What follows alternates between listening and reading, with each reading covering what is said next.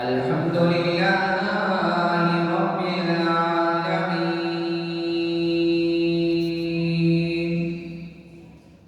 والعاقبة للمتقين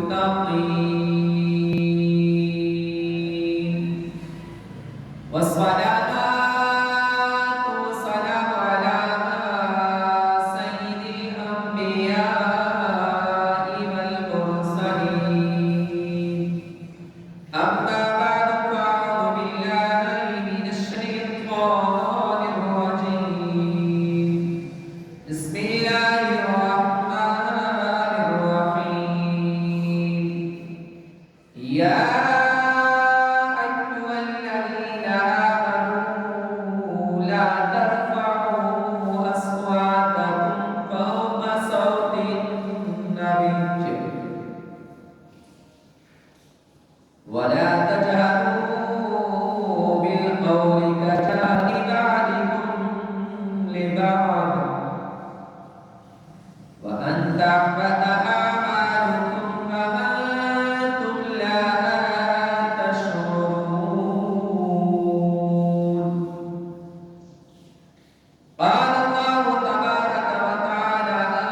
في شأن حبيبه مخبرا وآمرا إن الله وملائكته يصلون على النبي يا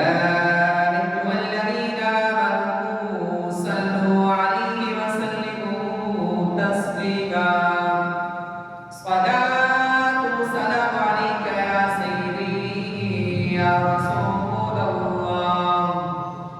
الصلاة والسلام عليك يا سيدي يا حبيب الله وعلى آلك وأصحابك يا سيدي يا رحمة للعالمين اللہ رب العزت کے حمد و ثنا پیارے نبی مکرم صلی اللہ علیہ وآلہ وسلم کی عظیم بارگاہ میں تحفہ درود و سلام پیش کرنے کے بعد خالق ارض و سما کی بارگاہ میں دعا ہے کہ خالق ارض و سما نے جیسے ایک دفعہ پھر ہمیں مل بیٹھنے کا موقع عطا فرمایا، اس مبارک گھڑی کو اپنی بارگاہ میں شرف قبولیت عطا فرما کے ہمارے لیے باعث نجات بنائے۔ آج جس موضوع پر گفتگو کرنے جا رہا ہوں وہ ہے نبی مکرم صلی اللہ علیہ وآلہ وسلم کی بارگاہ کا ادب اور صحابہ کرام علیہم رضوان۔ میں نے آپ تمام کے سامنے قرآن مجید فرقان حمید لا ریب ولا شک کتاب میں سے 26واں پارہ سورۃ حجرات کی دوسری آیت مقدسہ تلاوت کی، جس میں خالق ارض و سما ارشاد فرماتا ہے یا ایھا الذین آمنوا لا ترفعوا اصواتکم، اے ایمان والو نبی مکرم صلی اللہ علیہ وآلہ وسلم پر اپنی آوازوں کو بلند نہ کرو، اور نہ جب آپس میں آپ گفتگو کر رہے ہو تو اتنی آواز بلند کرو کہ تمہاری آواز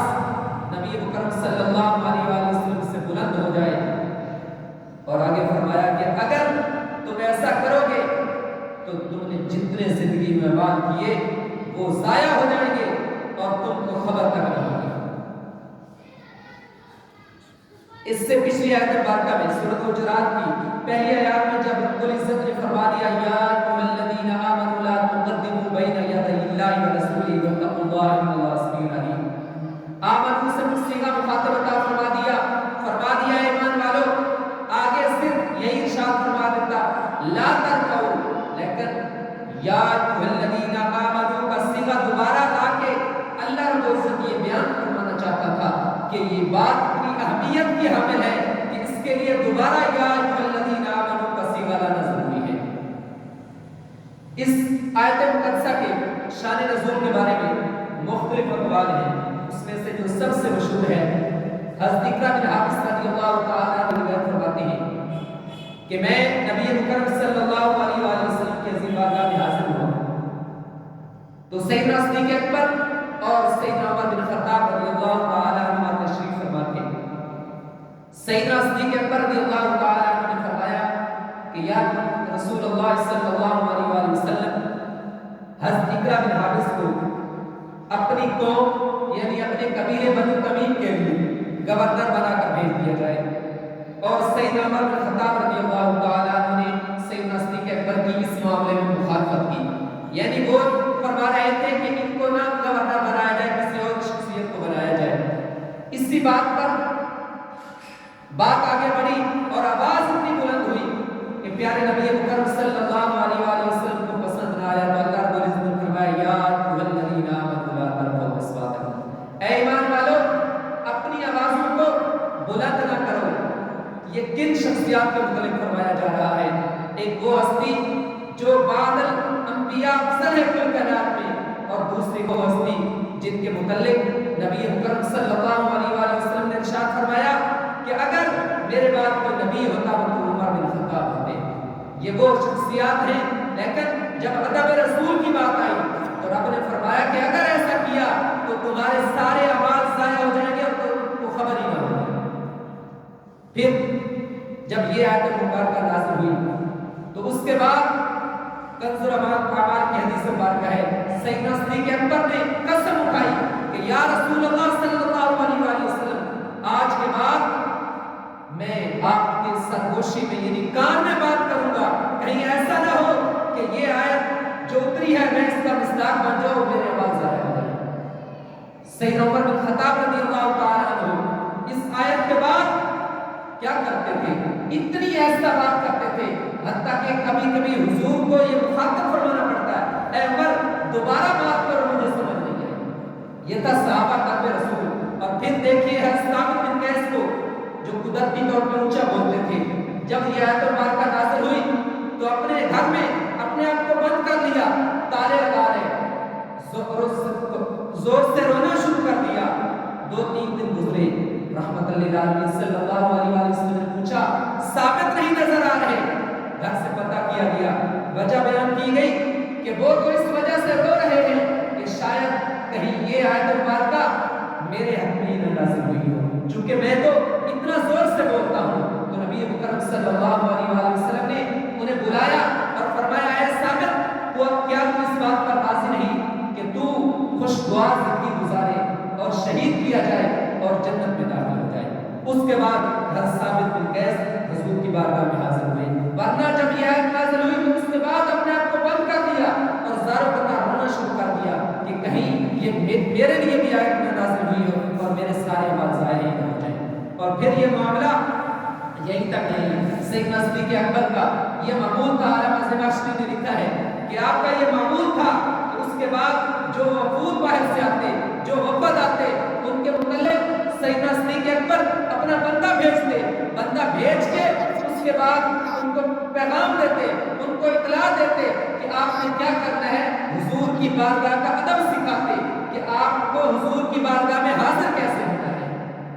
تو یہ صحابہ کا کردار ہے، صحابہ کا ادب رسول ہے۔ پھر یہ حضور کی زندگی تک ہی محدود نہیں، بلکہ حضور کی وفات ظاہر دنیا سے پردہ پھیلانے کے بعد بھی یہی حال ہے۔ سیدنا عمر بن خطاب رضی اللہ تعالیٰ عنہ موجود ہیں، 2 آدمیوں کو دیکھا کہ وہ روضہ رسول پہ اونچی آواز سے پکار رہے ہیں، بول رہے ہیں۔ ایک آدمی کو بھیجا، انہیں بلایا اور ان سے پوچھا کہ تم کون ہو؟ انہوں نے کہا کہ ہم اجمی ہیں، یعنی عرب کے رہنے والے نہیں ہیں۔ تو سیدنا عمر بن خطاب نے مخاطب کر کے فرمایا کہ اگر آپ عرب کے رہنے والے ہوتے تو میں تم کو ضرور سزا دیتا، کیا تم نے یہ آیت مبارکہ نہیں پڑھی یا ایھا الذین آمنوا لا ترفعوا اصواتکم؟ کیوں؟ انہوں نے فرمایا کہ عرب والے ادب رسول اللہ صلی اللہ علیہ وسلم کی بارگاہ کا ادب جانتے ہیں، تم عجم سے آئے ہو اس لیے تمہیں معاف کر رہا۔ پھر عاشق رسول امام مالک رحمۃ اللہ علیہ کو دیکھیے، جب آپ خطبہ ارشاد فرما رہے ہوتے ہیں تو کسی نے مشورہ دیا کہ آپ کی آواز تھوڑی آہستہ ہے، تمام لوگوں کو سنائی نہیں دیتی، آپ درمیان میں ایک مکبر سمجھنے جیسے عالم کہتے ہیں کھڑا کر دیں تاکہ وہ آپ کی بات آگے لوگوں تک پہنچائے۔ تو آپ نے مخاطب کر کے فرمایا اے لوگوں، کیا تم نے قرآن مجید کی یہ آیت مقدسہ نہیں پڑھی جس میں اللہ رب العزت نے فرمایا یا ایھا الذین آمنوا لا ترفعوا اصواتکم، اپنی فوق صوت النبی، اپنی آوازوں کو ایمان والو نبی